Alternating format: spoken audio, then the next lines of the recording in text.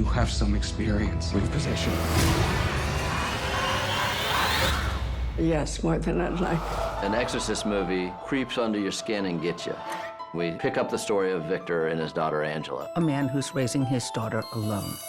Hey, be home by dinner. I love you. Good morning, Mr. Fielding. Angela and Catherine have been friends. They're both at that age where they're just finding themselves. What are you and Catherine doing out there in those woods? We're just walking and walking. Their families, in a sense, are opposites of each other. Victor's put church and faith behind him. The other parents have faith, they have community. Wherever those girls went, they brought something back with them. The film is dealing with the vulnerability of parenthood with a child that's dealing with possession. Have you ever seen anything like this? No, but there are people out there who have.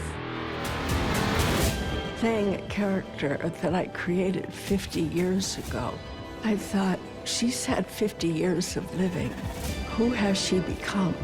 Ellen Burstyn really blessed the project. Chris MacNeil's gonna have her first confrontation with a demon in many years. Don't be scared, We've met before. Mother. It's a terrifying thought. You can be taken over by a force that's inside. There have been possessions throughout history.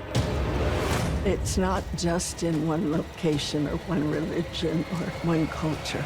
It's universal. One girl lives, one girl dies. God played.